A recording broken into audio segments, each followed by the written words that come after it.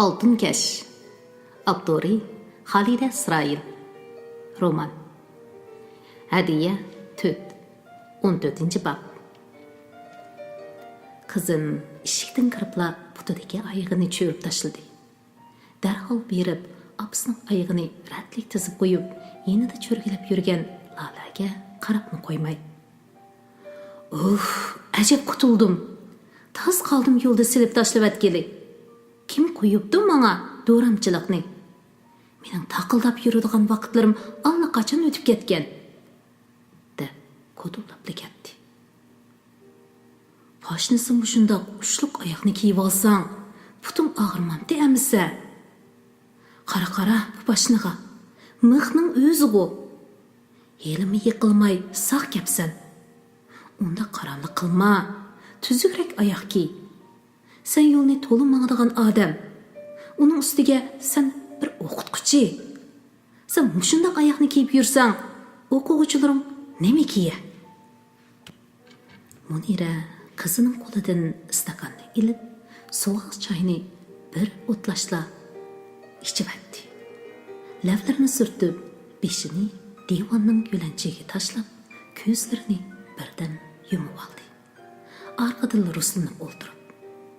Vay apa, o cihatın hatırcan bola, men degen senin kızım.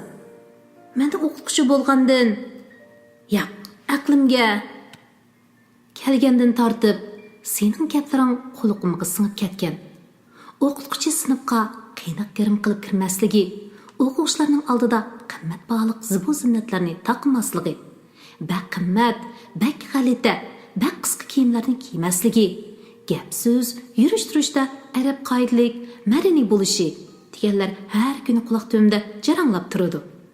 deb kulishga boshladi. Sen kulyapsan? Bular kuladigan gapmi? Obdan bilaman, hozirgi ba'zi o'qituvchilarda kasbiy ong, kasbiy axloq degandan asar yo'q. Yo'q, apa, meni xato tushunma. Hargiz xato tushunma. Men ustilimda sinfda kiyadigan kiyimlarim bilan bir jup oyoqni alayda saqlayman. Bizning maktabdagi xeyli ko'p ayol o'qituvchimi shunday qiladi. Men sening o'rgatganlaringni ularga tashviq qilaman. Ilgari ayol o'qituvchilar mundaq qiladi ekan. Mening apam alamat o'qituvchi edi deb so'zlab bersam, ular og'zimga qarab o'ltirib ketadi. Viyay, u degan o'tgan asr, undaq gaplarning vaqti o'tdi deydiganlarmi yo'q emas. Lekin ba'zi yosh o'qituvchilar bak yaxshi. Apa, o'z xizmatiga muhabbati cho'nqur, o'z vazifasini vijdon bilan ado qiladi. Lekin hozir hammamizning kuni tas bo'lib ketdi. Ba'zi ishlarga amal yo'q. Bu imtihonda-chi, bolalarning natijasi qandaqroq? Hey, nima deymiz endi? Mening sinfimdan aran 2 bola 50 numara ala oldi. Ikkilisining ota-onasi matematika o'qituvchisi tehi. Qolganlarning natijasi bak tuvan. Maktabdagilar bizga imtihon qog'ozlaridagi savollarning javobini to'liqlab yozib, nomerni o'zgartinglar degan edi. Biz bir nechimiz biz bu ishga ega emas. Biz bunday saxtapazlikni qilmaymiz deb norozilik bildirdik. Ular bizga nima dedi demamsan? Yo'l bo'lsin, o'rin deb yo'tkilib ketinglar, deydi tehi. Anglashimizcha, ular bizga uqtirmay odam yallab imtihon qog'ozlarini o'zgartibdi-dak. Munira, sen mening qizimjimi? Sen ders bergan bolalar matematika imtihonidan o'tolmasa, qandoq yuzingni ko'tarib yurding? Dadangdan so'rab baqa, dadang qandoq o'qituvchilik qildi ekan? Apa, men degandim-ku sana. Bir eg'iz xanzu tili bilmaydigan bolalarga matematikani xanzucha o'tyapmiz. Tekin uyg'urcha tushuntirishga ruxsat yo'q. Tushunyapsan? Bolalarga emas. Menga bak tas kelyapti. Xanzuchani bilsala hisob emaskan. Xanzucha dars so'zlash boshqa bir gap ekan. Hozir u xeyli o'rganib qoldim. Lekin xanzu o'qituvchilarning saviyasi yuqori ekanda undaqda. Ha, qaltisi yuqori ekan. Yaqinda bir muncha yangi qo'sh til o'qituvchilari paydo bo'ldi. Hech qaysi bir ig'iz Uyg'urcha gap bilmaydi. Ularning birisi bilan paranglashsam, Sichuanda bolalar pedagogika maktabini putkizib, xizmat topolmay bu yerga kelgan ekan. To'liqsizning matematikasini faqat bilmaydi ekan. Bu texi yaxshiraqi. Ularning ichida sotrash xonimlar, axlat punktlarining vaqtliq ishchilari, ish qilib hamma soatdan kelganlar bor ekan. Siz bizning konu o'qituvchilarimiz Hanzuchani bilmagan bilan saviyasi shundoq yuqori. Metodi bak yaxshi edi. Ularga haqiqatan uval bo'ldi. Bu ishlarni so'raydigan odam yo'qmi? Bir millatning ma'rifi o'ynashadigan ishmi? Nimishqa ma'rif nazoratiga arz qilmaysizlar? Apa, bu ishlar ma'rif nazorati bilmay qilib bo'layotgan ishlar emas. Kichik boladek gap qilmag'ina. Uyqusi ichilib ketgan Mas'udmu chiqib gapga qo'shildi. Bundaq ishlarni biz ko'p ko'rgan bu hadiya. Bu xuddi 1958-yillardagi Po'lat tavlashga o'xshab ketibdi-mu nima? Shu chaqda qaramliq, nodonlik bilan ish qilib, davlatga qanchalik ziyon bo'lgan. Bilamsizlar buni? deb bir muncha sonliq ma'lumotni misolga olg'ila turdi. Men uning 9-10 xonalik sonlarni shuncha aniq esida saqlay oladiganligiga asaldan hayron qolatdim. Voy apa dada, bo'ldi, bu gaplarni qilishmayli. Sinfimdagi bolalarning tangdan to'lisi chala savat. Ba'zilari xatni faqatli yozolmaydi. Hanzuchini texi bilmaydi. Bolalarimiz garang bo'lib qoldi. Bolalarimiz emas, o'qituvchilarmi garang bo'lib qoldi. Bu gaplarni inkos qilaylik desak, hech kim anglamaydi. Shunga hozircha kuchim yetgan ishni qilg'ash, turay deb Lalani ko'rgili keldim. Uni tushkicha uxlatmay ish qisal apa. Tamoq etishni, qayta yuzini o'rgat. Uyg'urchadan boshqa tilda so'zlashiga ruxsat qilma. O'tgan ta'tilda o'rganganlarni pak-pakiz unutib ketibdi. Bu yil yana o'rgataylik. Unutib ketsa, kelar yili yana o'rgatamiz. Mas'ud ikimiz antish ichida bir-birimizga qarashdik. Ishlar mushundoq oddiy bo'lsa edi koshki. Lala ko'zlariga liq yosh olgan holda bir tarafda qarab turardi. Uning nimalarni o'ylayotganligini belgilab bo'lmaydi. Uning qalasi har kim xalqini akilib to'kadigan tajriba etiz bo'lib qolgan edi. Lala bir Uyg'urning qizi.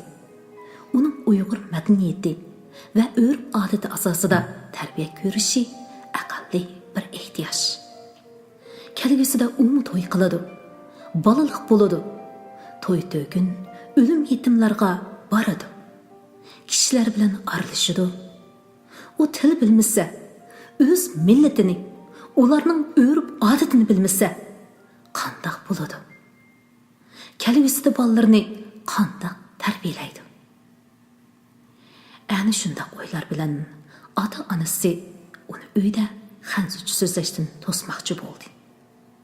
Lala 3-4 yosh vaqtlarida duch kelgan majburlashqa yana bir qatim duch keldi. U chaqda uning ona tilida so'zlashiga yo'l qo'yilmaydi. Endi bo'lsa, ammo bu qatim ish undaq oson bo'lmaydi. Uning Hanzucha yetilgan tafakkuri mutlaq ustunlikda edi. Ona tili bo'lsa, uning nisbatan bir chet el tiliga o'xshab qolgan edi. Bu tilni o'rganish uning uchun qiyin bir o'tgan edi. U maktabda yana ingliz tilini o'rganadi. Uningga Uyg'ur tilini o'rgatish, ingliz tilini o'rgatishdanmi ta'sirrak bilinadi.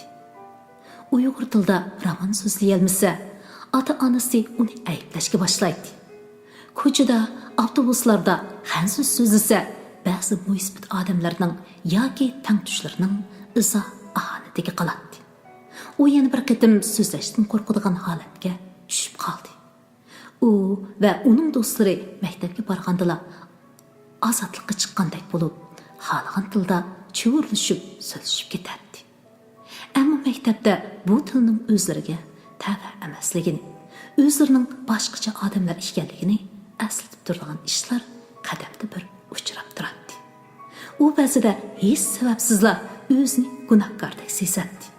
Ba'zida o'zini ona tilda o'qitmagan ota-onasidan nafratlanadi. Yana ba'zi chaqlarda har xil cheklama bilan o'zining ishiga aralashib oladigan barliq kishidan bezor bo'ladi. Lala hozir ana shu holatda edi. U biz bilan turayotgandan buyon xeyli tinchlanib qoldi. Mas'ud ikkimiz uni hech narsaga majburlamadik. Faqat uning bilan ko'p paranglashdik. Maqsadni uqtira olmaganda xansuchi so'zlashga yo'l qo'ydik. Tarbiyaning eng unumli usuli so'zlash emas, so'zlashish. Ixtiyorlik asosida bir qadamdan ketish. U hozir uy tozalash, dasturxon tayyorlash, choy damlashni, kiyim dazmollashni o'rganib oldi. Biz kashli xabar ko'rayotgan chig'imizda ilgirgidek uyga bekinib olmay, yenimizda o'tiradigan bo'ldi. Ana shu tapda apsini yotoq uyiga boshlab kirib, uningga yangi ko'nglaklarini kiyib ko'rsatyotdi. Ularning chiroylarida amroqlik va baxtiyorlik parlab turdi. Munira 13 yosh vaqtlarida Laladek erkak emas edi. Menmi ko'p jafoliq ishlaydim. Ammo u chaqlarda ma'lum jihatda biz hozirgilardan talaylik edik. Bugungi zamonaviy aslahalar, televizor, kompyuterlar bo'lmasmi, maoshimiz nayda tuvan bo'lsimi, biz o'z til yezigimizda azoda rohatlik ichida ishlaydik. Bolalarimiz o'z til yezigida o'qiy oladi. Biz ma'rif xizmatini, o'qituvchilikni ajoyib chun ko'rdik. O'qituvchiligimizdan faxrlandik. Uyg'ur ma'rif izzat obro'yliq muqaddas edi. Shu davrning o'ziga yarasha nurg'un ziddiyati, yetishsiz tarafi bor edi, albatta. Bilim saviyasi yetarsiz, qallis qatmal mudirlar, ma'rif idorasining boshliqlari, ularning atrofida egilib, pukilib yuradigan xoshamatchi, ko'tirmakashlarmi ko'p edi. Sinfiy kurash va siyosiy harakat qaynimida aq mutaxassislashish, burjuaziya, ilm nupuzligi qalbiqining hammasi ichida yazsaqmi, kimligimiz va tilimiz bu qadar e'tiborsiz va bechora holatga tushib qolmagan edi. Muhimi ona tilimizda dars o'talmaslik, dars anglay-olmaslik biz uchun tasavvur qiluvsiz bir ish edi. Ish qandoqlarcha mushundoq bo'lib qoldi ha? Islohot edib berilib, davlat darvozalari ichib etilgandan keyin qimmat qarashlarimizda zo'r o'zgarish bo'ldi. Sinfiy kurash vahimasi, shaxsga xurofiylarcha cho'qinish va qancha namrat bo'lsa, shuncha inqilobiy bo'ladi deydigan bema'ni qarashlar yo'qoldi. Dunyoni, insonni, hayotni va jamiyatni qaytadan to'nidik. Taraqqiy qilgan va taraqqiy qilayotgan allarni aynan tushunish imkoniyatiga erishdik. Intertori butkul dunyoni tutashtirdi. Hozir kishilar Amerikaga, g'arb allariga berib o'qishni, o'ltiraqlashishni arzu qildigan bo'ldi. Nurg'un ishning haqiqatiga yetdik. Yetyapmiz. İnsanlar yo'qolib ketish oldida turgan tillarni, madaniyatlarni, hatto hayvonlarni nurg'un badal to'lab qutqizyotdi. Taraqqiy qilgan allardagi kishilar o'z ajdodining mustahkamchilik, irqiy qirg'inchilik, madaniyat qirg'inchiligi jinoyati uchun insoniyatdan afv so'rayotdi. Mushundaq bir asrda biz nima uchun bu xil qismatlarga duch kelamiz? Tilimiz nima uchun chakki qilib, yo'qolib ketish girdoviga berib qoladi? Bizning tilimiz grammatikasi intayin mukammal, ifodalash iqtidori yuqori, ohangdor, güzel bir til edi o. Bu gapni bir xansi o'qituvchimiz qilgan. U Uyg'ur tilini qizg'in suyadigan va bu til ustidagi tadqiqotni umrlik nishon qilgan o'qituvchi edi. U balkim o'lib ketgandi. Yoki hayot bo'lsa-mu tilimizning bu holga tushib qolganidan xabari yo'qdi. Xabari bo'lsa-mu bir necha tilshunosning qo'lidan nima ishlar kelishi mumkin? U o'zining Uyg'ur til o'rganayotgan chig'ida Qashqarga berib, Qashqar shahridagi ayollarning so'zlarini, G'uljiga berib, o'tir maktab qiz o'qituvchilarining paranglarini qiziqib anglaganligini, bu so'zlarning o'ziga xuddi muzikadek anglanganligini so'zlab bergan edi. Uning so'zlari qalbimda cho'nqur o'rnab ketgan. Shuni men dars so'zlaganda, bo'libmi adabiy asarlarni o'qiganda, o'quvchilarning qalbiga tilimizning ashu ahangdarligini singdirishni istadim. Har bir so'zni dona urug'liq talaffuz qilayotganimda so'zlar o'z ma'nosi bilan cheksiz kengayib, charaslab yenayotgandek bo'ladi. Ko'zlarim o'quvchilarimning chaqnaq ko'zlari bilan uchrashadi. Qalbim ularning qalbi bilan birlashib ketadi. Men ularning ana tilining go'zalligiga shayda bo'layotganligini, o'rtaq bir ma'no va hissiyotning ko'zga ko'rinmas yipdek hammamizni bog'lab, illiq bir iqimning tomirlarimizda o'rkashlayotganligini sezatdim. 15-bob 1963-yili mening o'qitish metodim viloyat bo'yicha kengaytirilgan ilg'or o'qitish metodi bo'lib baholanib, qishliq yozliq ta'tilda viloyatda ichiladigan o'qituvchilar kurslarida dars o'tgan edim. Odatdagi vaqtlardami boshqa nahiya, boshqa maktablardagi o'qituvchilar darsini anglag'ili keladi. Bir qatim maktabimizdagi yosh o'qituvchilarmi dars anglag'ili kirishdi. 2 soatlik dars oralig'idagi tanaffusda Mas'ud chaqchaq aralash. Hadiya xonim, siz dars anglag'uvchini sehrlab oladi ekansiz. Sizning metodingizni egallab, bizmi sehrlashni o'rgansak bo'ladi, dedi. Bu yerda sehrlash nima qilsin? O'tayotgan darsingizga butkul vujudingiz bilan beriling. Shu chaqda boshqalarni butkul vujudi bilan anglashga yetaklay olasiz. O'rganmoqchi bo'lsangiz, mening metodim ana shu. Lekin mening metodim matematikalarga muvofiq kelmaydi-ku deyman, dedim qo'polroq ohangda. Mas'ud bilan doim birga yuradigan Tursun ismli o'qituvchi darhol: "Xafa bo'lmang Adiya, bizning do'stimiz sizga hasad qilyotidi. Uning qiziq gaplari bo'lgan bilan metodi ta'zi qarab kelmagachga nima qilishni bilmay chechilib yuradi. Shu uning gaplarini bizmi ancha eg'ir olmaymiz," deb gapni kulgiga yuradi. 2 soatda Mas'ud eng oxirdagi o'ringa o'zi yolg'iz o'tirib oldi. Men uningga qaramagan bo'lsam-mu, uning menga tikilib o'tirganini, ko'zlaridan belinib turgan boshqacha tuyg'ularni sezib turardim. Har qatim ko'zlarim u tarafga yaqinlashganda fikrim chechilib, yuraklarim silib ketadi. Darhol o'zimni ching tutib darsimni davomlashtirardim. Shu topda menga 50 necha jup sabiy ko'zlarim tikilib turardi. Kichkina bir ehtiyotsizlik meni ularning ishonchisidan mahrum qoldirishi mumkin edi. Men bunday bo'lishni asla xohlamaydim. "Cho'ng oppa, tamoq pishdi. Ular seni chaqiryotidi." Navra qizimning zil ovozi xiyollarimni chalg'atdi. Uning qo'llarini tutib tamoqxonaga chiqdim.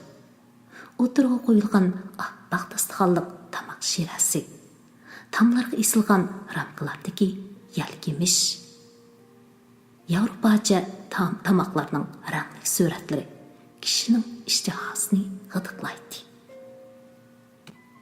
Qo'limni yuvib bo'lguncha qizim yo'g'on oq taxsiga usilgan qo'rdoqlarni shiraning o'tirsiq qo'ydi. Lala kichik taxsa qo'shiq cho'qlarni tizishga boshladi. Bu dada, qiz, navra üçü birlashib pishirgan qo'rdoq edi. Go'sh, sabza, yangi yo'llarning parqirashlaridan, maslik puroqlaridan qo'rdoqlarning o'xshab ketganini chiqib turardi. Tamoqni o'zirinib yedik.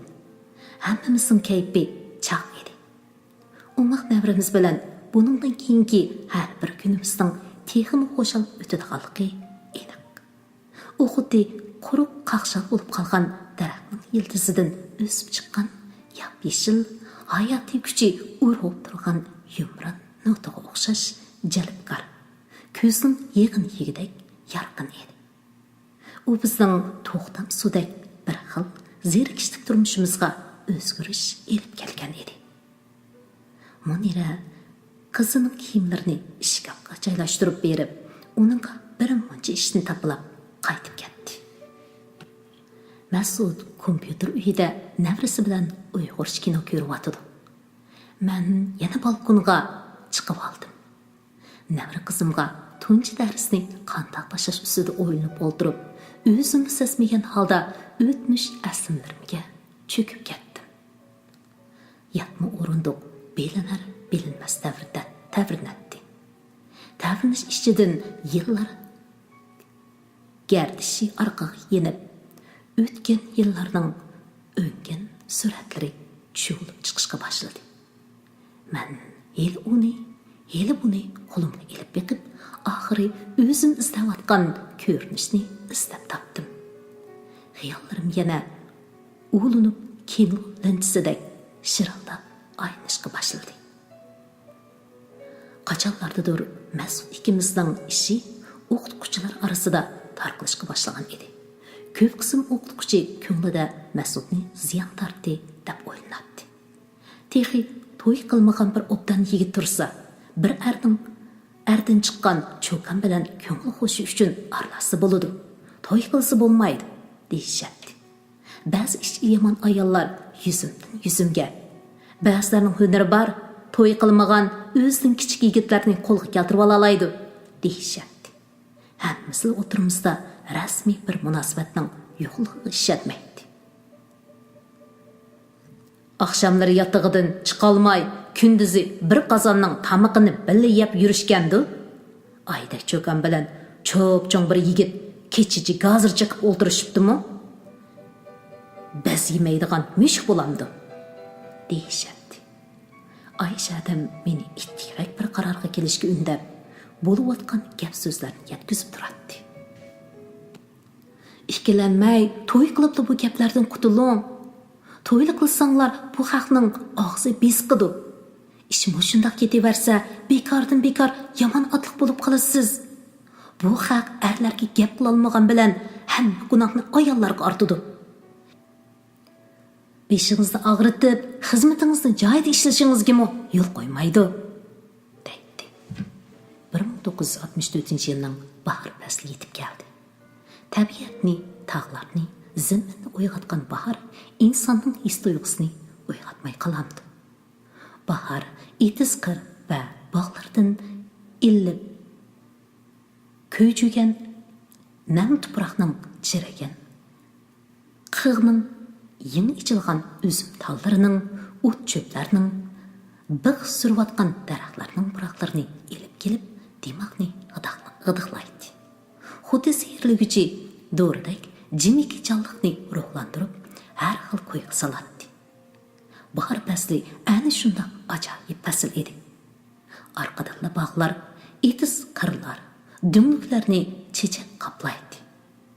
Zamin issiq, shirin gul chechak yedek to'ladi. Kepenak hasal harlari uchishga boshlaydi. Eriq o'stinlarda suvlar sharqirab oqadi. Bularning hammasi qo'shilib, go'yo tantanlik bahor melodiyasini hosil qiladi. Yiroqdan asta anglanib turgan bu melodiya bara-bara avjiga chiqadi.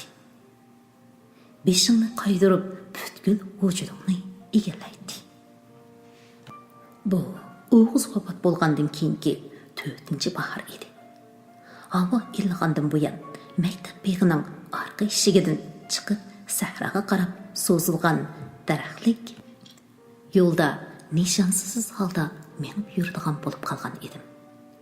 Yo'l tep-tinish, odamsiz edi. Yiroqdagi mahallardan eshakning hangirgan ovozi, to'g'larning qaqaqlishi anglanib turardi. Dulusiga ketman olgan bir dehqon etislarni aylanib yurardi. Yo'lning yana bir chetidagi bedlikda bir qo'ng'ir kala bilan bir necha qo'y jimjit o'tlayotdi. Bu dal o'g'iz ikkimizning tasavvuridagi manzara edi. Men mushu manzara ichida yurtimdan nihoyat yiroq bir joyda 4 yilni o'tkazdim. Mushu bahorda men o'g'izning mendan asta-asta yiroqlab ketganligini, uning ruhi tasavvurimdagi yiroq bir yulduzda rostilla mavjud bo'lsa-mu, o'tgan kunlarning amdi qaytlanmaydiganligini, uning bilan munosabatlik hammaning go'zal, ammo ichinishli aslimlarimning tushlarimdagi yilinjishiga aylanganligini haqiqiy his qildim. Reallikqa tan berish meni xotirjam qilib qo'ygan edi. Men ko'z oldimda turgan Mas'udning umid va umidsizlik giralishib ketgan ko'zlariga yuzini alaydigan, uning ortiqchiliklarini bayqay olmaydigan bo'ldim. Mendagi o'zgarishni Mas'ud sezmay qolmadi, ammo oldirab yaqinlashmadi. Ikkimiz bir-birimizni yiroqdan kuzatib yurishardi. Biroq men o'zimdagi ojizliklarni yengib bir qarorga kelishga muhtoj edim. Men texchilik qo'rqib turatdim. Mushu yishimgacha bir muncha ishni beshimdan kechirgan bo'lsam, yanada shunchalik tajribasiz sodda edim. Etislar og'irlashdi.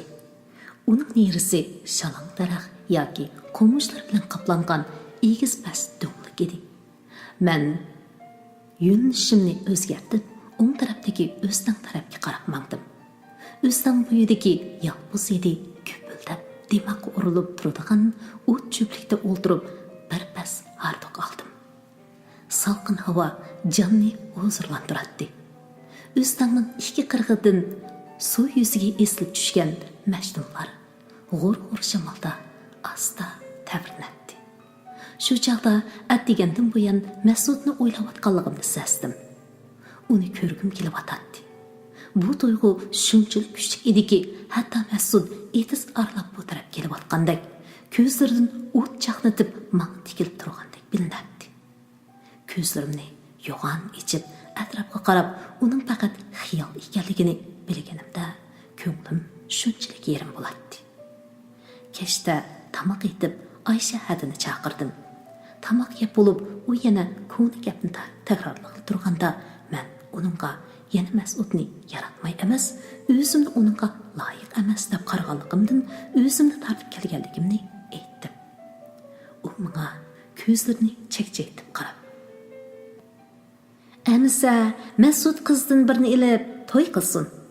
Uningdan ajrashib oldingizga kelsa ma'qul demsiz? Sarang qiz.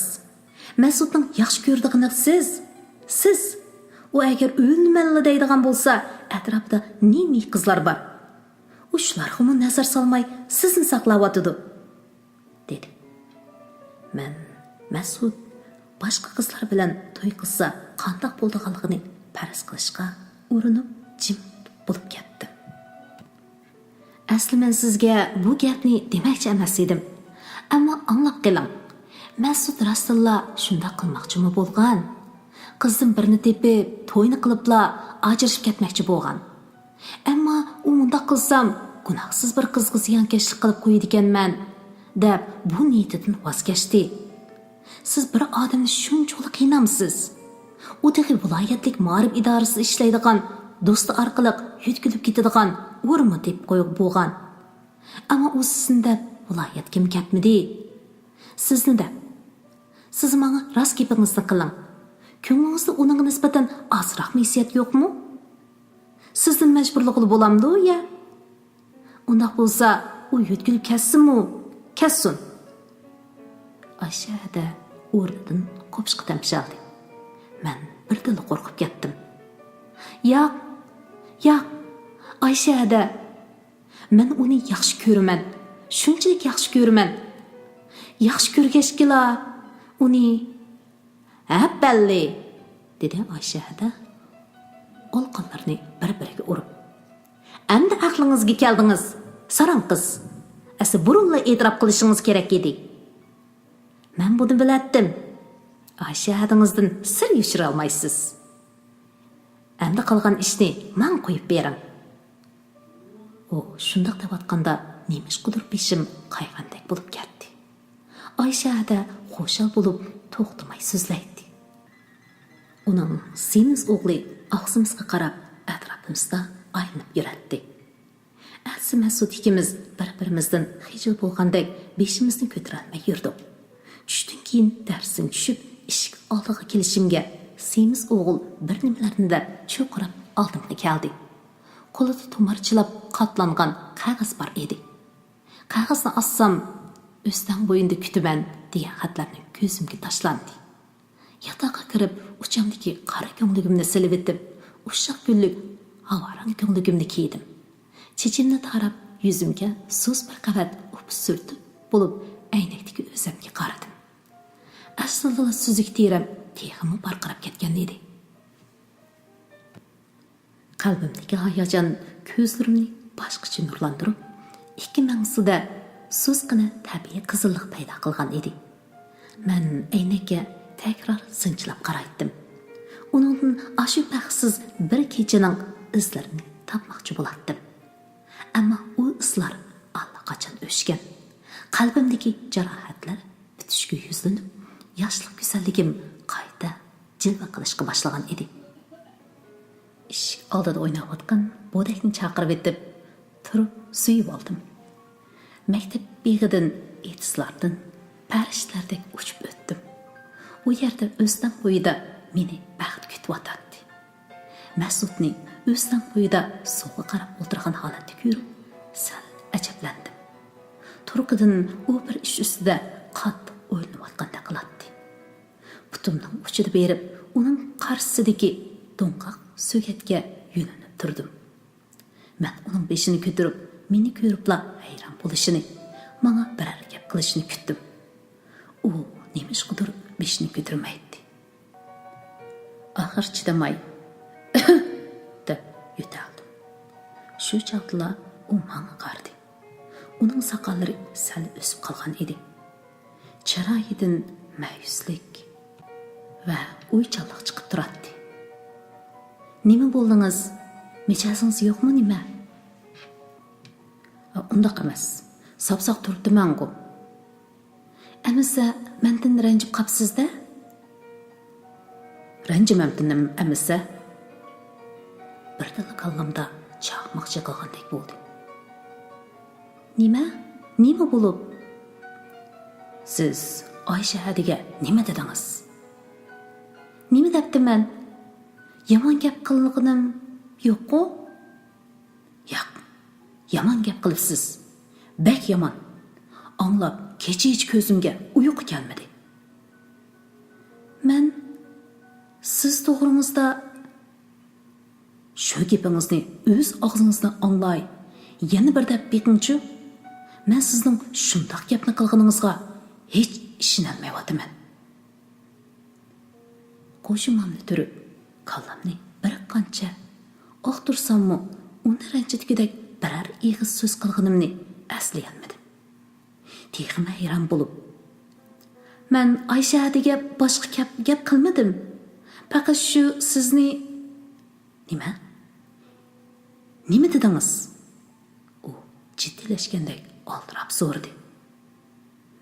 Sizni yaxshi ko'raman dedim shu. Ishonmayman. Yana bir dana. Shu chaqda uning maqsadini tushunib, gapim to'xtab oldi. Ranjish navbati endi menga kelgan edi. Masud itdek qo'pib yenimga keldi.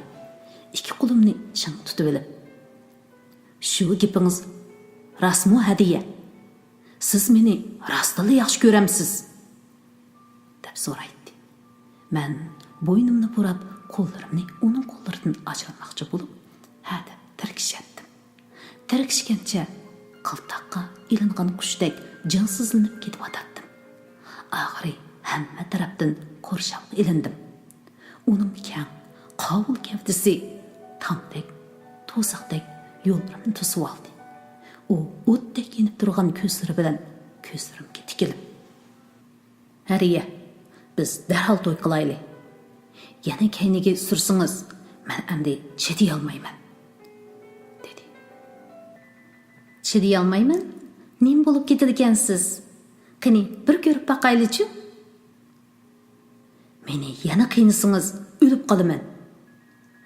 Bu gapdan shunchalik qo'rqdimki, ixtiyorsiz uning og'zini ikki qo'lim bilan etib oldim. Mushukdek bichora qiyofatda ko'zlarini yumib turgan Mas'ud chaqmoq tezligida qo'llarimni mo'rasiga qo'ydi. Men o'zimni o'nglab bo'lguncha beshimni changallab tutib olib, lablarimga levini bosdi. Qo'llarim suvga g'arq bo'lguchining qo'lidek bir-ikki plangdida jimib qoldi. Lablarimiz ajrab, hozirg'inimizcha birpas qarshib turishdik. Ussuzlik qanmagan yo'lovchidek lablarimiz yana bir qitim juplashdi. Men uning qo'llaridan tasda ajrab chiqqanimda, og'zimdan o'zim faqat kutmagan bir so'z chiqdi. "Aski." Go'yo qechishga tayyorlangandek neriroq berib turdi. U menga talmirib qarab, "Menga javob bering, Hadiya" dedi. "Mas'ud, men sizdan cho'ng. Siz Şinjan universitetiga to'liqsiz o'ttirni bitkizib bardingiz. Men to'liq o'ttirni bitkizib bardim.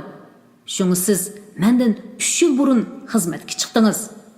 Amaliyotda ikkimizning yeshi tang. Hadiya, texi men sizdan cho'ngroq bo'lishim mumkin." Men to'y qilgan. Kechirmishingizni Ayşe hadidan angladim. Mening nazarimda siz intayin pak bir qiz.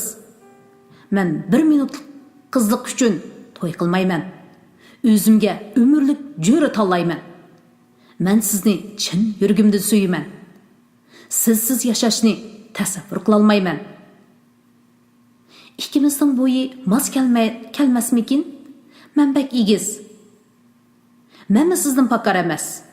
Biroq shuni so'rab olay. Bo'y siz uchun shuncha muhimmi? Bo'yim garchi bek egiz bo'lmasimi, o'zimni o'g'il bolasi deb hisoblayman. Boshqa kun kelsa, men sizni jinimni tikib turib qo'g'diy olayman. Hargiz tashlab qochmayman. Biz bir haftadan keyin to'y qildik. Mas'udning karvatini mening yotqimga yo'tkab akirib, 2 karvatni juplab qo'ydim. Yaqin barliq pullarimizni qo'shib setib olgan Anargul nusqiliq kelam qo'sh karvatimizni go'zarlik o'xshatib qo'ygan edi. Karvatning to'riga qizil tovar tashliq yotgan bir juft havi ko'rib bilan oppoq parbastiqi qirchiqirib tizib qo'yilgan edi. Derazaga tortilgan rashiyali qisqa parda bilan suz havoran kiribdan tikilgan uzun parda yangi uyimizga xiyoliy, romantik tus bergan edi. Ikkimiz yaqin yurtliq bo'lganligimiz uchun xizmatdoshlarimizdan boshqa mehmonlarimiz nahayat oz edi. Shunga to'yimiz cho'ngroq bir ishxonada o'tkazildi. Tam yaqiltib tizilgan ustallarga gazir burchaq, mush yerning do'konlaridan topqilib bo'ladigan qora kamput, pechina, yang'oq, gulaqoq qatorliqlar to'kib qo'yildi. O'qituvchilar oshxonasining cho'ng qazinda helada suyulgan erkak qo'yning go'shida etilgan qo'rtaq masalik puroq tarqitishga boshlagan edi. Bo'yniga tavarda yasalgan qizilgul isib qo'yilgan yumaloq sapal ko'mzakmi bir chetda navbat kutib turardi. Bir xonim yuzimni yechim ro'mol bilan yepib qo'ymoqchi bo'lgan edi. Siyosiy ideyaviy xizmatga mas'ul muavin mudir ochiqlab yopqilib qo'ymadi. Men ro'mol ichida yolg'on yig'lab o'ldiradigan ishlarni yoqtirmaydim. Mas'ud bilan o'zim xalab xo'shalik ichida to'y qilyapman-ku. To'yimizga muavin mudir riyosatchi bo'ldi. U oldi bilan maktabimizning o'qitish ishlarini birar qo'rquloslab, Mas'ud ikkimizni yoshlarning sarxillari deb maqtab, maktab rahbarligi va partiya yochaygisi nomidan to'yimizni tabrikladi. Orqadala mudir so'z elib, xuddi majburlanayotgandek yiqimsiz ohangda 2 og'iz so'zladi va quruq yutilib, qandaqdir muhim ish tufayli oxiricha o'ltirolmaydiganligini bildirib, so'rindan g'oyib bo'ldi. to'yimiz ana shundoq boshlandi. Qolgan mehmonlar arqa-arqadan to'yimizni muboraklab, inqilob uchun tezroq bolalik bo'lishimizga tilakdoshlik bildirishdi. Qiziq gaplar, chaqchaqlar bir-birlab o'ltirg'i chiqishga boshladi. Bo'libmi musallas, to'shqizilgan piyola aylang'icha ko'pchilikning kayfiyati ko'tarilib, kuligi chaqchaq to'risni ko'tarib o'tgandek bo'ldi. Qo'rdaqdan keyin sazchalar sazlarini tirintishga boshladi. Yosh bir muallim sazini tanshab etib, mungluq qisqa bir kuyga chaldi. Tampurning tari titrayotgandek, nemishqidir yuragimni titradi. O'tkinchi qisqa bir kuy xuddi go'zal, ammo ichinishliq asmidek yuraklarning larzaga silib o'tib ketdi. Endi go'zal shu kuylar yangrashga boshladi.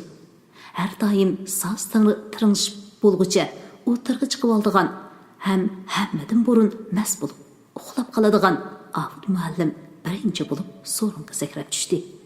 U fizika o'qituvchisi bo'lib, mas bo'lib qolsalar bir tal peshon bilan yer sharning o'rnini qo'zg'atib o'talayman deb so'zlab yurganligi uchun boshqalar uningga Arximed deb laqab qo'yib olgan ekan.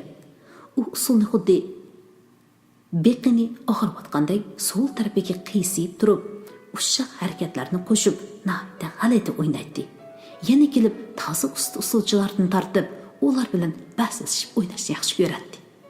Muallim mudir Arximedni o'tirdan tushirib o'tib, Mas'ud ikkimizni usul o'ynab berishga taklif qilib edi. So'rindikilar uni qo'llab, cho'qan ko'tirishdi. Men mushundoq bo'lganligimni fahmlab, past boshliq oyoq kiyib olgan edim. Usulni yaxshi o'ynay olmasammi, bir nimalarni qila oldim. Mas'udning usul o'ynashni bilmasligidan ansirab tursam, u o'tirg'i tushibla mo'rsini lekildatib, usulni shundoq chiroyli boshlab ketdiki, uningga moslasholmay xeli tarladim. So'rindikilar ikkimizni olqishlab, chavoq chalishib o'ltirg'izmadi. Men tasda Abdulla muallim bilan Zo'ram xonimni tortib o'tirg'i chiqarib qo'yib, joyimizni tepib oldik. U oqshimi noyalik san'at ummigining ikki soqchisi bilan soz chalishni biladigan bir necha xizmatdoshimiz tankash qilishib, heli shu usul ohanglarga chalsa, heli mungluq eli naqshlarga, goh zamonaviy naqshlarga chalsa, goh muqam partlariga chilib, so'rini ajoyib qizitib edi. Mehmonlar o'zini unutib, buxodan chiquvchi o'ynashdi. Tatarcha jirlar, atnoshkalarmi chala qolmadi. Arada bu yerning odati bo'yicha to'xtab qolgandimi, qora chiroq sham yondirib, darislarni yo'g'on ichib etib, qorong'uda texim romantik bo'ladi deyishib o'ynashgan edi. Kasat onlardan oshganda ko'pchilik naqshi soz bilan bizni yangi uyning oldiga ustib keldi. Aysha hadi bilan bolalari yangi uyimizni ichidan taqib olgan ekan. Atrofdagilar naqsh qo'shaq qiziqchilar bilan ularni aldab ishni ochirmoqchi bo'ladi. Ichidagilar sirtidagilarga turli shart qo'yadi. Bu chaqda qo'rg'u ichida tomosha ko'radiganlar ko'payib ketgan bo'lib, bir qism yoshlar qiya qilishib, Mas'ud ikkimizni hadab eshik oldiga qistab, bizni o'ng'aysiz ahvolga tushirib qo'ygan edi. Qaraganda bu qiyin qistoq, xeli bir vaqt davom qildigandek turadi. Mas'ud eshikning yo'chiqidan ichidagi bo'daklarga parcha pullarni berib, yana bir nimalarnidir degandek qildi. Eshik shu hamon ichilib, bir muncha odam varang-churung va naqsh soslari bilan uyga qistilishib kirdi. O'yin yana bir pas davomlashdi. Taki Aysha "Oy, o'zni bilmaslar. Yana qachongacha o'ltirsizlar? Haqlarimni aram olamdi ya?" deb qo'llag'andilar, qaqoqlab kulishib, oshkora ham yapti gaplar bilan tilaklarini bildirib chiqib ketishdi. Kishilar to'ydan keyin xeyli vaqtlargacha Mas'ud bilan Hariyaning to'yi ajab qizigan edi deyishib yurdi. Ko'p o'tmay to'yimizda aytilgan ashu naqsha musiqalar 10 yillab cheklandi. To'ylarda naqsha usulning o'rniga mavzuning so'zlaridan usundilar yatlindigan qiz yigitga muzning asarlari sovg'a qilinadigan bo'ldi. 16-bob. Kechki choyni balkonga o'ltirib ichdik. Atımız boyunca keşte bir kesimden nan ve tatlılık türmüden başka bir piyaldan sulu umuçi içettim. Lala umaş içibetip sulunun nemeligini sordu. Men şu haman kiçik vaqtlarimda dadamning kuytundagi ko'z yetkisiz etizlarida çalgı bilan sulu urug'ini asildim. Ammo u haqda atrofliq bir narsa deb berishga ojiz edim. Kutmaganda Mas'ud suluni shunchalik atrofliq tushuntirib ketdiki, navra qizimning suzuk ko'zlarida pishishga boshlagan suluqlardek sarg'uch yeshil nur to'lqinlanayotganligini bayqadim. Arqadan bu nur cho'ng tatisga bo'lgan amroqlikqa o'zgardi. U erkilab, "Cho'ng dada, sen biologiya darsini o'tib baqqanmi qandaq?" deb so'radi. "Yo'q qizim, men sendek vaqtlarimda biologiya muallimi menga amroq edi. Meni kallasi o'tkir deb maqtaydi. Şunu men biologiyani nahayt tirishib o'rgangan. Cho'ng bo'lganda biolog bo'laman degan orzularim bo'lgan." Bu bilan navri paranglashayotgan bu manzara bu daqiqa nahayt go'zal edi. Bu manzaradan huzurlanib ularga jimjit qarab o'tirdim. Arkasiga taralgan shalom kulrang chashlar, ikki quyrug'i salgini ustiga qayrilgan qo'yuq qashlar ostidagi aqlliq, illiq ko'zlar, qisqa burut, kang yelkisiga yarashib turgan kulrang po'paykisining yaqasidan chiqib turgan oppoq yaqa. Mana bu 45 yildan buyon men har kuni ko'rib kelayotgan, mening ko'z oldimda yoshliq, o'rta yoshliq mazgillarini o'tkazib, qiyirliq davriga qadam qo'ygan er. U menga shunchalik tonish, ham shu qadar notonish, shunchalik tushunishlik, ham shu qadar sirliq, xuddi o'q mangu tegiga yetkili bo'lmaydigan kitobdek u doim men o'ylamgan yerdan chiqadi.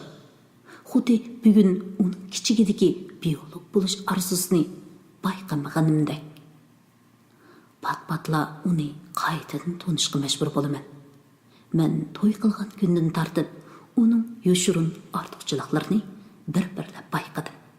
Hatto hozirmi bayqab turaman.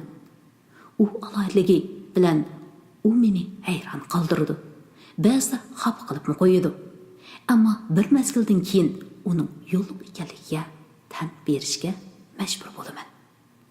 U ilmi qabul, sog'lom ko'rindi. İlgari ko'chalarda ketib o'tsak, kishilar menga burilib qarashadi. Hozir uningga burilib qaraydi. Ba'zi mehmondorchiliklarda yosh to'g'riliq gap chiqib qolsa, ayollar uning 70 yoshga kirdim deganiga qattiq ishonmaydi. Bir qitim televiziya stansiyasining suratga ilish zalida bir yaqinimiz tonishtirilgan televiziya filmiga qatnashgan edik. Film ishlovchilar bizni ko'rib, "Ikinglar nima degan qamlashgan, ham mos kelgan bir juftlar ha?" deb ketishgan edi. Shundoq, men to'y qilgan kundan tortibla ikkimizning bir-birimizni to'liqlab turadiganligimizni, oramizda bir xil tabiiy moslikning borligini to'ygan. Mening mijozim chush. Og'zim ittik taraflarimni u tezgillab tursa, uning beg'am, beparvoligini men to'liqlaydim. Men ko'nglimdagini tuz deb berib, kishilarni oson ranjitib qo'yatdim. U menga pam-parasat bilan so'z qilishni o'rgatdi. Men garchi uningdek aytib so'zlashni o'rganmagan bo'lsam-mu, kishilarni ranjitib qo'yish ehtimoli bo'lgan so'zlarni ichimga yutib o'rgandim. Uyimizda urushchidan ko'ngil og'irqi bo'lmaydi. Xeyli ko'ngilsiz ishlarni bir eg'iz qiziq paraq bilan ko'ngildan chiqarib etish uning qo'lidan keladi. Biz bir mezgil intayin baxtli, shirin kunlarni o'tkazdik. Biroq baxtli kunlarimizga ergishiblar kelgan qor kunlarda bir-birimizdan ayrilib sarson bo'lib yurganlarimizda judolik va jafo mushaqqat ichida muhabbatimiz texim chingib ham kuchayib bizni bir-birimizga mahkam bog'ladi. Biz bir-birimizni texim qadrlaydigan, ayaydigan bo'lib ketdik. Ba'zi ashu adolatsiz, jaboliq kunlardagi o'zaro intilishlarimiz, seg'inishlarimiz esimga kelib qoladi. Endi takrorlanishi mumkin bo'lmaydigan ashu aslamalar men uchun shu qadar qadrli ham bebaho. Lola ikkimiz qoch-quchalarni yo'qishtirib, ashxonani tozalavatdik. Uning kayfiyati boshqacha edi. Qochi tutgan qo'llari titrayotganda qiladi. U tig'i yelila shuncha xo'shal xo'ram edi-ku. Bu uning boy olgan telefon bilan munosabatlikmidir? U nimishqa o'diqidi, titraydi. Men go'dak qizlar tunji qatim hissiyat siniqiga duch kelganda mushuna bo'lib qolganligini bilaman. Hatto ota-onasi tig'i bola deb yurgan qizlarning hech kim kutmagan ishlarni qilib qo'ydiganligimi menga bir sir emas. Lekin men navra qizimning shunday bo'lib qilishiga har qancha qilibmi ishonmayman. Uni yaratquchi o'z panohida saqlasin. U texi kichik, shunchalik sodda ham go'dak.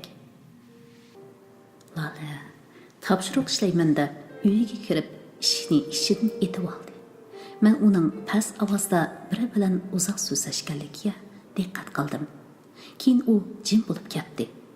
Rostilla topshiriq ishlayotganmidi yoki uxlab qolgandi? Mas'ud kundagidek shaxmat o'ynag'limoqdi. Men yana balkonga chiqib oldim. Qizim elib bergan qizil rangli nefis tivit sharpini yelkamga ortib, yatma o'rindiqqa o'zimni tashladim. Balkon aynaklari kashki quyoshning illiq nurida vilildab turardi. Qarag'anda uni nihoyatda pok surtibdi. Lola ikkimiz yaqin kunlardan buyon tam to'g'ris eshik darislarni tozaladik. Teg'i oldingi yili o'zim oqlagan tam to'g'ris bilan darislar tujublab surtilgandan keyin uy vilillab yurib ketgan edi. Lola mening uyni o'zim oqartganligimga zot ishonmadi. Tamlarni surtiman deb o'rindiqqa chiqib olsam, qo'rqib jini chiqqidek bo'ldi. U mening uy oqartishga naqadar ust ekanligimni, yosh vaqtlarimda 9 oylik bo'lgan kurskimni ko'tarib, qanday ig'ir emgaklarni qilganligimni nadan bilsin. Tunji qatim homildor bo'lib qolganligimni aytganimda Mas'udning hayajondan qip-qizil bo'lib, u hayajonlangan chaqlarda qizirib ketadi. O'rnidan sakrab turib ketgani. Yerim kechida ajab olma yugim kelib ketdi desam, velosipedni minib chiqib, nadandir bir sivat olma akilib bergani. O'zim tikib olgan ko'krak bir ko'nglakni kiyib, kurskimni bombaytib, uning bilan odam maq bozorda yurganim. Uni meni qo'g'dayman deb harbiy kashlar bilan varqirishib ketganlari. To'lg'oq tutgan aqshimi meni velosipedga o'tirg'izib, doktorxonaga ilib mangani. Yo'lda qattiq og'riqdan velosipedda o'tira olmay qolsam, velosipedni yo'l bo'yidagi bir o'yliga tashlab qo'yib, meni yudib doktorga ilib borgani. Men nihoyat uzoq qiynalib, saharga yaqin bir qiz tuqqan edim. Kichkina tug'utxonaning koridorida saqlab o'tirib, qiya-chiya ovozlardan qo'rqib, andishi uchib qolgan Mas'ud qizning yig'isini anglabla to'sishlarga qaramay tug'utxonaga o'qdak etilib kirib kelgan edi. U tug'utxona eshigida o'tirib, kechacha men bilan birlikda hayot mamatlik o'tgulida jang qilgan. U qizning yangi tug'ilgan chaqdagi ayonchilik oldini, qip-qizil turum bo'lib jinning baricha yig'ilishini, yumshoq sarg'ush sochlarini ko'rgan edi. U men bilan bir yotoqdagi tug'utliq ayolning eri ayoliga qara to'g'i sho'rpisi elib kelganligini ko'ribla, meni sestraga topshirib qo'yib, mamamo qora to'g'i sho'rpisi qaynatib akilib bergan. Uningdan tong saharda qora to'g'ini nerdan topganligini so'rasam, Ayşe hadilardan to'g'ini so'ray desam, o'rnidan turmabdi. Katakni ichib elaverdim. Pulni berib qo'ysam bo'lmadimi? degan bu gapni anglab kulgim kelganligidan og'zimdagi sho'rpini purkib edim. Ayşaatlarning qora to'g'isi tug'umchan bo'lganligi uchun to'lim e'tiborlanadi. Ular Masudning bu e'tiborliq to'g'isiga ziyon selishini zotli o'ylamagan bo'lg'aydi. Keyin Masud ulardan kechirim so'rab, to'g'ning pulini bermoqchi bo'lganda, er-xotin ikkisi bu to'g'ini bizmi asli hadiyaga atab qo'ygan deb alg'il unmagan bo'lsa-mu, men xeyli vaqtlargacha ularning oldida aybdorlik tuyg'usidan qutulolmay yurgan edim. Ertasi tushda Masud menga tushlik tomoqni akilib berib, tushdan keyingi 2 soatlik darsni o'tib kelmoqchi bo'lib chiqib ketdi. Tomoqdan keyin orom elib yotsam, yotoq eshigi chekilgandek qildi. Orqadan eshikdan bu yerliklarga ancha o'xshamaydigan egiz, o'riq bir kirib keldi. Bakmi tunish, bakmi yaqin bir chiroy. Tunish bir qomat. Tush ko'rvassam kerak deb qoldim. Assalomu alaykum, Hariya, qanday ahvolingiz? 4% muborak bo'lsin, deb kirib kelguchi rostilla yaqin saboqdishim, sirdosh do'stim Asim edi. Uni ko'rib, yaqin tuqqunimni ko'rgandek suyunib ketdim. Ta'sirlanganimdan ko'zlarimdan yosh chiqib ketdi. Bu chat yurtda tegi yengil hayot muomala tug'ut jingini boshdan kechirib, g'iribsinib yotganimda uni menga Xudo avatgandek bilinib ketdi. U hozirmi yozuvchilar jamiyatining ashu jurnalda ishlab etibdi. Bir necha oydan beri qo'shni viloyatda sotsialistik ta'lim-tarbiya xizmatiga qatnashayotgan ekan. Tuyuqsiz bu yerga kelib, yig'inga qatnashadigan bir fursat chiqib qolganda, mening bu yerdaligimni o'ylab, ikkilanmay yo'lga chiqibdi. At qaytib ketdi ekan. Mening yangi tug'utlik ekanligimni anglagan bo'lsa-mu, men bilan ko'rishmay, tunji farzandimni yo'qlamay ketishga ko'ngil olmabdi.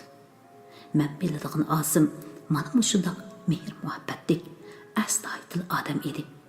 Shuning uchun men uni o'z qarindishimdek yaxshi ko'ratdim. Men uningga o'z ahvolimni so'zlab berdim. U menga o'zining xizmat ishlarini biror qurib so'zlab bo'lib, bir yaxshi qiz bilan to'y qilishga putishib qo'ygan edim. Qaytib berib to'y qilaman. Uni ko'rsang, senmi yoqtirib qolasan, dedi. Muborak bo'lsin, ta'lim kelsin, deb uning uchun xushal bo'lganligimni bildirdim. Ikkimiz yana o'tgan vaqtlarni, saboqdosh muallimlarimizni asildik. Kimlarning nada, nima ishlar bilan mashg'ul bo'layotganligining parag'ini silishdik. Keramni Jihi nazoratining turmisida ekan deb anglab yo'qlab borgan edim. Biroq u yerdagilar bu yerda undaq odam yo'q deyishdi. Derkini ololmay ko'nglim bayerim bo'lgan edi. Qashqarda Kamoldan anglashimcha, u hozir Shoyardagi cho'ng turmida ekan.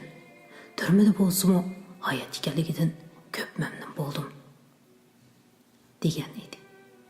Men Kerim agar boshqacha bir yo'lni tanlagan bo'lsa, jinni upratmay, boshqalardek mariya she'rlarini yozgan bo'lsa, nayt tezla nam abro'y, amal martabalarga erishgan bo'ladi. Kichik turib, bu kunlardimi ko'rmasdi, dedi.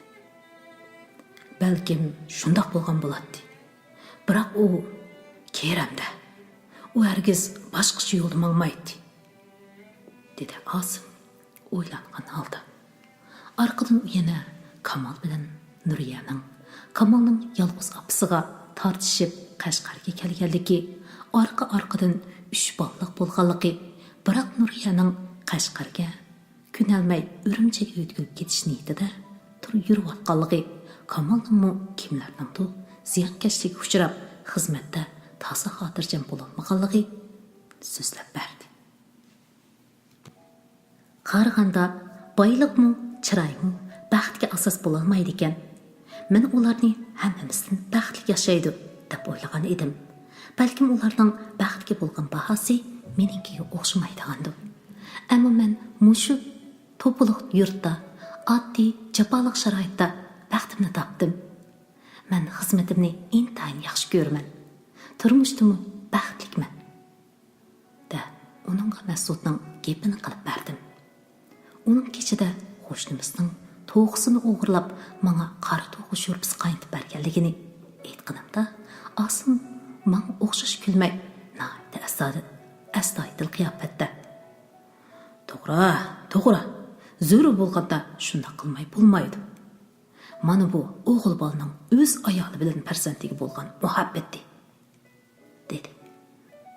Uning gapi qiziq tuyulib, "Tova, sizlar erkaklarniz-a?"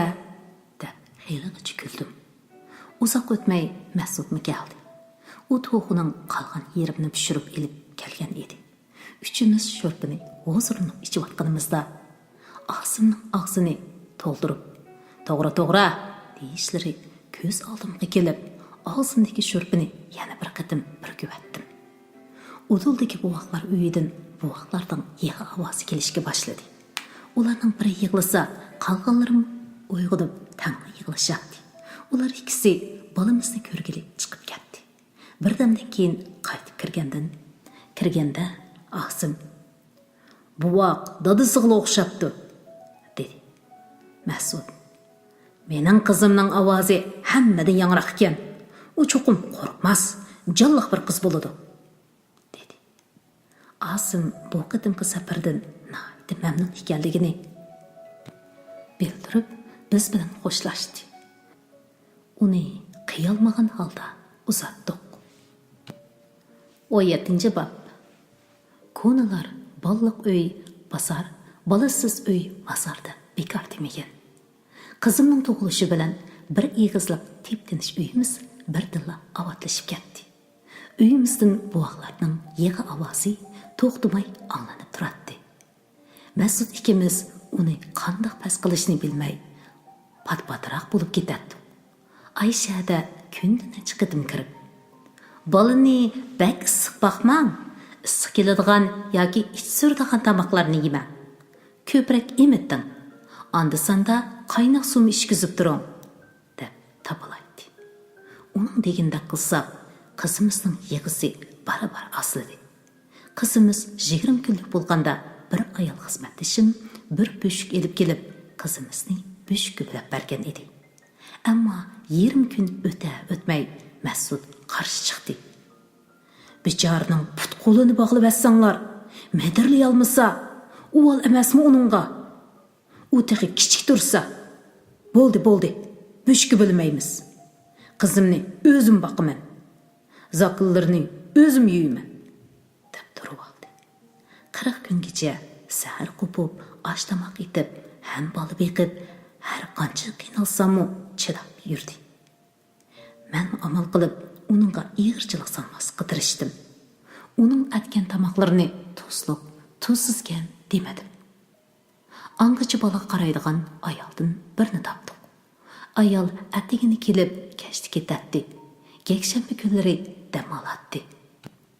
Shundoq bo'lsa-mu, uning kelishi bilan yukimiz ko'p yengillandi. Men har soatlik dars oxirlashib, qo'ng'iroq chalinishi bilanla uyga yuguraydim. Aldirab emitib, bolani bola boquvchi ayolning qo'liga tutqizib qo'yib, yana sinib qarab mang'atdim. Uni birdan xiyolimdan neri qilolmaydim. Qizimizning 3 oylik bo'lganda böşükka soldik. Unaydi tez atidib, bo'y tortishga boshladi. 6 oylik chaqlarda shunchalik umoq, budruq bo'lib ketadiki, ko'rganlar odamning amroqliq keladi. Qizimiz bizni xo'shal qilish bilan birga ota-ona bo'lganligimizdan iborat mas'uliyatni har dam aslatib turadi. Ota-ona bo'lish bizga yangi his tuyg'ularni ato qilib, nazar doiramizni, hayot haqidagi tunishimizni kengaytgan edi. Mundaqcha aytganda, biz bilib bilmay qizimiz bilan tang cho'ng bo'lib o'tadi. Ilgari bugun qo'rsqimiz to'ysa, atsi nim bo'lganligimiz bilan hisoblashmaydi. Amdilikda ati uyguning emas, keladigan yillardan g'amini qiladigan bo'lib qoldi. Ishik oldimizda tonur bo'lsa-mu, nonni bozordan elib yeydik. Amdilikda tonur qizitib, non yiqishni uyandi. Masud aq ash nurmimizning yetmagan qismini to'liqlash uchun qarang'u bozordan bug'doy setib olib, shahar sirtidagi tugmanda un tartqizib keladigan bo'ldi. Qish kelish oldida qizimizni to'ngib qolmasin deb mashni tam mashga o'zgartdik. Dastlabda mashning o'ti go'rildib, kuyatdi-yu, uy isimaydi. 2 qitim o'nglatgandan keyin uy isiydigan bo'ldi. Ammo har qitim o't yoqqanda bir g'aza is yenib bizni avar qiladi. Amdila issigan uyimiz ishini echib etishimiz bilan yana muzlaydi. Mundaq ketaversa qizimizning ko'mir isida zararlanmasimi, so'g'ib o'tib og'ir qilishidan ansiraydi. Og'ir Masud, bo'ldi, tam mashni o'zim o'ngshayman. Siz bolani ilib qo'shlarnikiga o'ldirib turing. Bugun uyni isitmaydigan bo'lsam, mas'ul bo'lmay ketay, dedi. Men bolamni ko'tarib, qaqshig'inimcha zo'ramlarning uyiga chiqib ketdim. 2 soatlardan keyin uyga kirsam, uy hüppede isib ketibdi. Istin asarmi yo'q. Xo'shalligimda, "Yanda siz qaltischimu?" deb uning mag'zini chimdidim. Omo, "Shundoq bo'lmamdigan" deb qo'lidagi layni mag'zimga surkidi. İkimiz uning qo'llari va kiyimlaridagi lay to'pilar bilan hisoblashmay quchoqlashib ketdik. Meni uning pokiz qiytib olgan oltil emas, soqollari o'sik, to'pi taraf oltimi shunchalik maftun qiladi. Yozicha ko'mirxonni yoziq oshxona qilib kengaytib yastib olgan edim. U yerga har qitim kirsam, boy yayrab ketaman. Uning yermini degidek to'ldirib, ratlik tizib etilgan kesak ko'mirlar, ko'mir pomsaklari, ratlik tizilgan ho'l quruq o'tallar, tamdagi qo'ziqlarga rat esilgan quruq much pomidor, samsaq piyozlar, tag'arlardagi savuz chamg'ur, tam bo'ylab tizib etilgan yezvilaklar. Oshxonadagi har bir narsadan Masudning ajri, mehr muhabbatini ko'ratdim. Masudmu men to'qigan yung chilidgi bilan oldi ujuq yung popaykisini nayt yoqtiradi. Men uning kiyimlariga kir qo'ndirmaslikqa, dasmolsiz kiyindirmaslikka tirishatdim. U yoqtiradigan tamoqlarni etish, uning bilan qarashib o'ldirib tamoq yeyish, qartib o'ldirib topshiriq tekshirish, qizimizni o'tirg'i elib, jaynikimizga tayinib, yetib, jonning paranglarini silishish, qizimizni ko'tarib birlikda nahiyaning qalta bozorini, atrofdagi yezi yo'llarini aylanish cheksiz huzur va xushalliq edi. Shu yillarda biz pul yig'ib kiyim tikish mashinasi setib oldik. Tugmanni qadab kiyishnimi tas ko'radigan men kiyim tikish mashinasida qizimning ham o'zimning ish kiyimlarini, parda yostiq, kirliklarini tikishni o'rgandim. Masud yaxshi ko'radigan lag'man bilan go'shtonni o'xshitib etadigan o'p kesibni o'zim yolg'iz qo'ya oladigan bo'ldim. Men amdi ilgirki quruq yol va aslimi qo'yinda yashaydigan hamkin qiz emas. Hayot shodliklaridan bahramon bo'lib, ma'nalik yashaydigan ayol. Ana ham pishqan o'qituvchi bo'lib qolgan edim.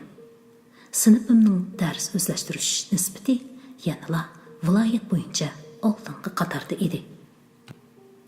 1965 yili men yana viloyat bo'yicha ilg'or o'qituvchi bo'lib taqdirlandim. Yozlik ta'tildan keyin maktabga sosialistik ta'lim-tarbiya xizmat guruhi keldi. Ularning asosiy vazifasi maktab rahbarligini, o'qituvchilar qo'shunini va moliyani tekshirib tartibga solish ekan. Demak, rahbarlikdan tortib o'qituvchi, ishchi xizmatlarigacha bir-birlab tas qilib, amgakdan o'tkaziladi ekan. O'tmay qolganlarga chora ko'rildigan yoki yutkib etildigan.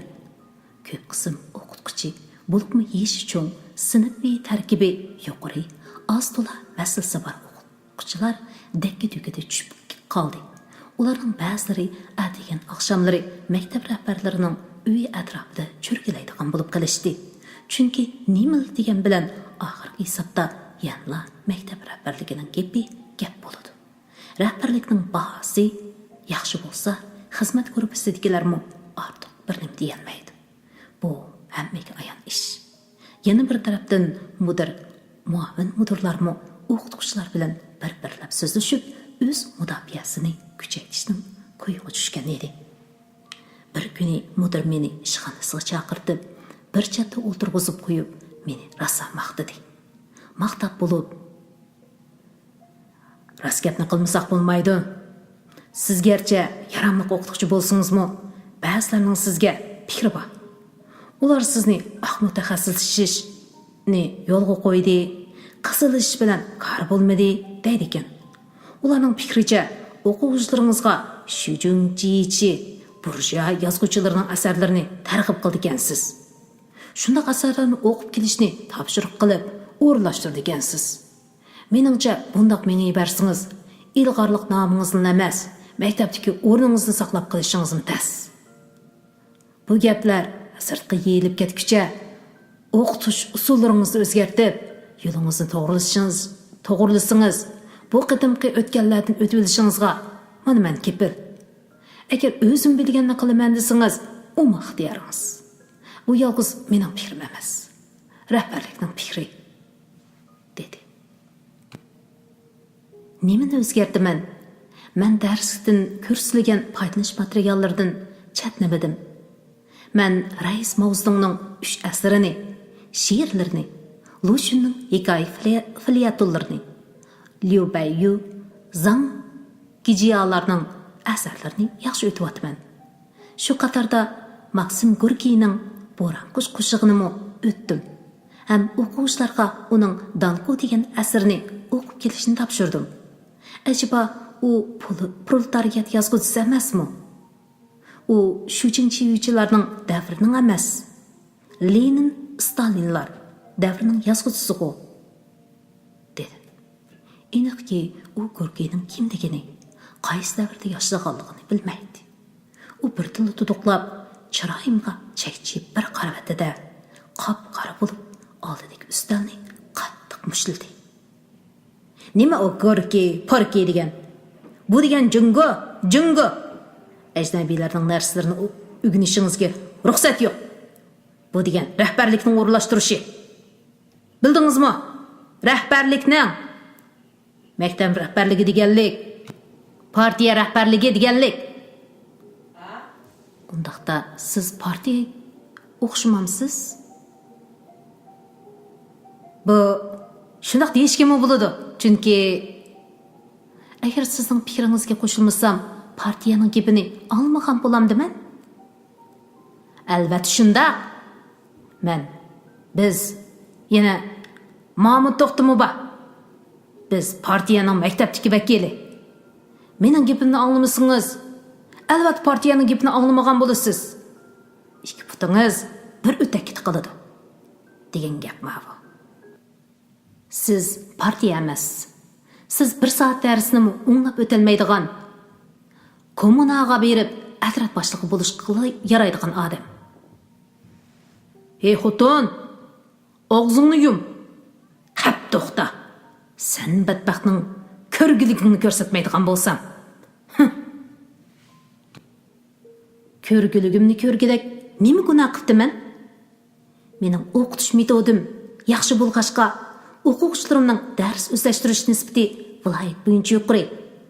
Mening bolalarim siyosiy faoliyatlarda aktiv, axloqli, insonchil, tasdiqqa rioya qiladi. Aktiv badan chiniqtiradi. Men bolalarim uchun qo'limdan kelganning hammani qilyapman. Siz meni ilhomlantirmoqda yo'q. Yomon niyat, ko'rolmaslarning gapiga ishinib, menga besim ishlatyapsiz. Bu bir rahbarning qiladigan ishimi? U menga ta'tir qarab olib, ishxonaga qandaqdir bir ish bilan kirgan Mahmud To'xti bilan parangga tushib ketdi. Men Mahmud To'xtining o'diqib, o'g'irlikchi qarashlaridan bir yomonlikni sezgandek bo'ldim. Tushdan keyin ilmiy mudirning yoniga kirdim. Buning bu ishlardan xabari bordaq qiladi. U menga qarab, beshini chayqab: "Hey Hadiya xonim, bir ballıqmı boldunuz? Ailіңіз, балыңыз үшін болсымы? Ойлап кеп қылсыңыз болмас ма еді? Hiç болмаса, сүкіт қылсыңыз болмас ма еді? Ішіңізді мың тәсті оңшап тұрса, сіз мұшындақ бұзып тұрсыңыз. Біз му бір нәрсе дейішке амалсыз қалмыз әмәс му? Деп қайып кетті. Қанда қылмас ауытақа, менің қойым әні мұшындақ ішкен. Өзімді бесіп алай десем му? Бесіп алалмайды екенмін. Ашқары тұрған, нақ кәпкече жауап қайтыра алмай, жим тұрсам, нәпсім боғылып, өліп қалдығандай азаптын екенмін. Мен сіз күткен ерден шыға алмадым. Мәнден ренжімең. Деп, ilmi мұдырным ташлап, өйге қайтып келдім. Мәсудқы болған ішларны бір сөзлеп бәрсем, о, бопты әмді, ішчіңі түшірма. Қанда қылаттың? Олардың сан қойған тәлібі орынсыз. Өзіріне партияның орныға қойғыны му хата. Лекін сән му бәз кеплеріні ağzımı келді деп дәв ерсін. Ilmi мұдыр саңа күйініп кеп қыпты. Лекін растын ессам, мән сенің шындақ кеплерің үшін тұнчы көріпла саңа ашық болған. Бопты, көп әнсіріп кетме. Өткен қытымда сені еш нәрс қыла алмаған. Бәлкім бұл қытымы чоң іш болмас, деді. Мені растылық мектептің хайдыбеттер му? Раст кепіңізді қылаңа, Мәсуд. О маңа екі бұтыңның бір өтіке тықылмығынны көрәй, деді әмәс му? Әгер растылық қызметімден, оқуғычыларымдан айырылып қалсам, қандақ чедармын? Бір кішілік maaş білән қандақ жан бақармыз? Әйесі, неміш қымыл шу кептерін қылғандымын. Әр қанша açығым келген болсымы, сөздімей жим тұрсам болмас меді? Болды, көп ойлап кетме. Ондақмы көп болып кетмәс. Әгер ондақ болсымы, керек yok. Бұлымызды тежепірәк шілдіміз. Алсақмы, алмасақмы болыдыған нәрселен алмаймыз. Мен бүгінден тартып, тамақын ташлаймын. Мәсудның мұндақ кеплерін аңлаған сыры бешім түшіп кетіп ататты.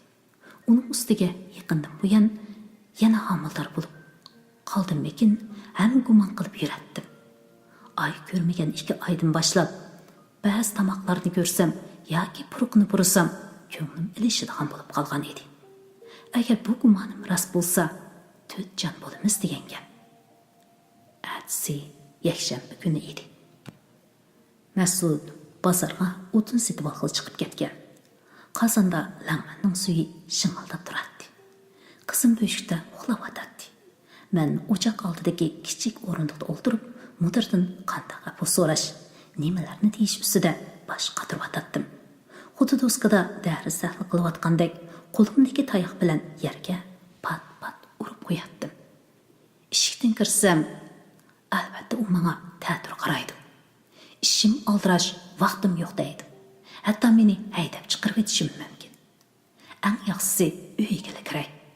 Aldıda beşimni silib oldurub, hürmətlik müdür, ötkəndə sizgə qo'pollik qilib qo'ydim. Meni əpu qilib yatsınız, deyman. Yana sizning deganlaringiz mutlaq to'g'ri edi. Men o'quvchilarga bo'lgan ta'lim tarbiyada rostilla qizilishga ahamiyat bera olmadim. O'quvchilarimni Shijunchichi, Burja, əcnəbilərdən əsərlərini oxuşqa yetəklədim. Mən oxuşlarga erkinlikni bək köp berib etib, dərsxanını bazarga aylandırıb etdim.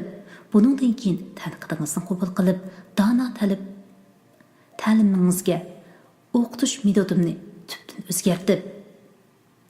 O'ylab shu yer kelganda ko'z oldim qaraqlashib, ko'nglim elishib ketdi. Ko'zimni yumib birpas o'ltirib, birdilla Yaq, deb to'g'ladim. Qo'limdagi tayoqni ushtib tashlab etdim. O'z-o'zimga so'zlab atgandek, men unda qila olmayman. Chunki men xato qilmadim. Xato qilib atganlar ular, dedim. Qalbim asta-asta tinchlandi. Ko'z oldim yurib ketdi. Men ulardek o'quvchilarga darslikdagi mazmunni o'qib berib, quruq shuar to'lab, jon beqishni xohlamayman. Til ədəbiyyat degan odam tarbiyalashning asosi. U o'quvchilarga ona tilini, uning boyligi, go'zalligi, sehri kuchini o'gitib qolmay, tafakkurning bepoyonligini his qildiradigan, bolalarning aqlini, tasavvur kuchi va ijodchanligini urg'utadigan bir fan. Men do'st oldiga chiqib, menga umid bilan tikilib turgan qora ko'zlarga yuzlanib turganimda, qallamga to'lib ketgan o'y fikr, tasavvurlarning na'dan keldiganligini bilmayman. Men azaldan o'quvchilarimga jim o'ltiringlar, darsni ko'ngil qo'yib anglanglar degandek so'zlarni qilib baxmagan. Men o'zimni unutib so'zlayotganimda sinf ichida tarq qilgan ovoz anglanmaydi. Hech kim uxlab qolmaydi. Biz ona tilimizning sehrli qanotlarida tafakkurning, tasavvurning, hissiyot va aql farosatning yuksakligida birlikda parvoz qilamiz. Men ularga yuksaklikka o'rlashning yo'llarini bir-birlab o'g'itaman. Ularning kitob o'qishga, atrofga nazar selishga, har xil nuqtadan o'ylanib fikr qilishga yetaklayman. Men asaldan biror o'quvchini e'tiborlab, yana birisini kamsitmayman. Ular dars bilmaganligi uchun faqat o'zimni ayblayman. Ularning har biri bir yulduz. Faqat ularni qanday chaqnatishni bilish kerak. Men har bir soatlik darsni har xil mijoz, har xil saviyadagi hamma bolaga ilhom bera oladigan qilib o'tishni bilaman. Ang jimqur, mo'rmaslarni gapdallarga aylantirib o'talayman. Faqat metodim orqali. Men dars o'tsam, yana shunday o'taman.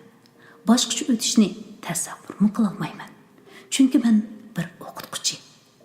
Men ashu bolalarning yoshlik bahoriga, odam bo'lishiga, hatto hayotiga qarslar. Men vijdonimga yuz kelolmaydigan ishni qilgandan qilmaslikni afzal ko'raman. Mas'ud o'tunchini va 4-5 eshakka ortilgan o'tinni boshlab kelganda, men ashu xiyollarni qilib o'ltiratdim. Qarasam, qozonning suvi qaynab tugabdi. O'choqning o'ti o'chaydab qoldi. Darhol o'rnimdan turib, qozonga suv qo'ydim. O'choqqa ko'mir silib, o'tni ulg'aytdim. Mas'ud ilib kelgan o'tinlar tagshi kaslangan o'rik o'tin ekan. O'rik o'tinning o'ti tavliq bo'ladi deyishadi. Bozordan undaq o'tinlarni oson topqili bo'lmaydi. Mas'ud bilan salg'utmoqli o'tinchi odam o'tinlarni oshxonaga kirib qo'ydi. Mas'ud o'tinchining pulini berganda, o'tinchining yalang'och chiroyida minnatdorlik ifodelandi. Mas'ud asalda bunday odamlarga pissiqlik qilmaydi. Ammo buningdan keyinchi, balkim biz namratlashib, har bir sinfning ustida tik turadigan bo'lib ketarmiz balkim. Uzoq o'tmay maktabda sotsialistik tarbiya o'tni aniqlash harakati boshlandi. Dastlabda aniqlash obyekti bo'lib qoldi. Dadamning yer egasi ekanligi, Toshkentda o'qiganligi, ajnabiy shiyujunchilarning kitoblarini ko'p o'qiydiganligim, maktabdagi chaqlarimda aksiyatchi, drama, oltin kashda muhim rol olganligim, oq mutaxassislikni targ'ib qiladiganligim, rahbarlik va partiya tashkili bilan qarshilashgan likim menga jinoyat qilib ortildi. Men chidab tura olmay. Dadam yer egasi bo'lsa, men partiya tarbiyasida o'sib yetilgan o'qituvchi. Dadam Toshkentda hozir o'qimagan. 1930-yillarda Lenin Stalinning davrida o'qigan. Marksizm, Leninizmni o'rganib kelib, yurtida kambag'allarning bolalarini o'qitgan, dedim. Ular menga to'pilab o'zini aqlashga urindi. Pozitsiyasi qabih deganda jinoyatchilarni ortdi. Menga 1 yil sinoqda qoldirish jazosi berdi. Demak, bu 1 yil jarayonida rahbarlikning degan yerdan chiqsam, xizmatim asli keltirilgan. Chiqolmasam, xizmatdan haydalgan bo'ldim. Maoshim to'xtatilib, 36 yuan turmush puli berildi. Mudir menga ko'rsatganini ana shunday ko'rsatdi. Kulgili yeri mendek bir oq mutaxassisning adabiyot darsi o'tishim cheklanib, siyosat o'tishga belgilanganim bo'ldi. Bu ay, bu kunlarda kursqum xetla pompiyib, harakatim ig'irlashgan edi. Sezikligim yeshilmaganlikdan yelimden tamaq ötmey, keyfiyatim nacharlaşıp, urushqa yig'langu bo'lib qolgan edim. Maktab menga haftasida 20 soatlik dars o'rlashtirganning ustiga maktab kutubxonasining ishlari men artilgan edi. Meni yangi bekor qal dedi. Xohlagancha amgaklarga misolatdi. Kursqumni pompaytib, sinf bilan kutubxona orasida go'yida maktab yig'ida, begida yoki oshxonada paypaslab yuratdim. Sınaqdan ötülüş üçün aktiv ishlab yursam-mu, nahaq jazolanishim kallamdan faqat o'tmaydi. Cho'ngroq amaldor yoki og'iz to'la oq qorni biladigan odamlarni uchratsam, ularning oldiga berib, bir ikki rahbarga qarshi turganlik, Rasululloh partiyaga qarshi turganlik bo'lamdi, deb so'raydim. Ba'zilar meni qalbimdan ketibdi, deb talman o'zlarini chatga ilishatdi. Ba'zilar ancha-muncha tasalli berib, ko'nglimni yasimoqchi bo'ladi. Faqat bir odam, bir ikki rahbar partiyaga vakillik qila olmaydi. Ularda xatolik bo'lsa, qarshi turishga bo'ladi. Ammo bizning sharoitimizda oddiy bir puhroning rahbarligiga qarshi turib, g'alaba qila olishi bek tas, dedi. Bu men anglagan birdan-bir rost gap edi. U odamdan anglagan bu rost gap qalb yaramga malham bo'lgan edi. Kuz oylardan keyin qish o'tib ketdi. 2-yili martda o'g'lim tug'ildi. Dunyoga yangidan ko'z ochgan yo'g'onbosh, sog'lom o'g'il farzandim Mas'ud ikkimizga aytqusiz tasalli bo'ldi. Ichimda odam bu dunyoga ming o'lib, ming tirilib, qirqirib, yig'lab keladi ekan. Bu dunyoda uni baxtdan ko'proq baxtsizlik, jafo mushaqqat kutib turadi ekan. Dunyo insonning yo'liga qurilgan to'siqlar bilan to'lgan ekan. Mushu polvon suhbatli o'g'lim keyingi kunlarda nima kunlarni ko'rar deb o'yladim va yaratquchidan o'g'limga keng rizq, tuz yo'l va baxt tiladim. Ashu tilaklarim ijobat bo'ldimi yoki jahonning paylidimi? O'g'lim cho'ng bo'lib dunyoni ko'rdi. Chet elda o'qib yo'l topdi. Xo'shal bo'lganim, u biz ko'rgan kunlarni ko'rmadi. Tug'ut dam olishni tugatib ishga tushgan kunlarda yangi tayinlangan mudir meni ishxonasiga chaqirib, menga bo'lgan jazoning nahaq bo'lganligini, jazo bekor qilinib, xizmatim asliga keltirilganligini uqtirdi. Bu gaplardan suyunib, jimi ranjish, xafaliqim ko'tarilib ketdi. O'zi talab qilib, boshqa bir idoraga yo'tkilib ketgan koni mudirning oldida hatto o'zimning ostola ayblikdagmi sasdim. Shu kuni Mas'ud ikkimiz xushalligimizdan tong otguncha uxlamay paranglashib chiqdik. Tatliq uyquda yotgan bir jup umoq farzandimizga qarab o'ltirib, bir muncha planni tuzishdik. Ammo yaxshi kunlar uzoqqa bormadi. Madaniyat zo'r inqilobining bo'ron chapqunlari yetib kelganda, haqiqiy o'yinning amtili boshlanganligini, ilgirki ishlarning faqat bir muqaddam ekanligini his qildik. Assalom. Xalida Isroilning Oltin kashlamlik roman o'qishligini suyunib anglayotgan suyimli qarindoshlarim. Bugungi o'qishlik mushad oxirlashdi. Hammalarning mushu vaqti xayrlik bo'lsin. Rahmat.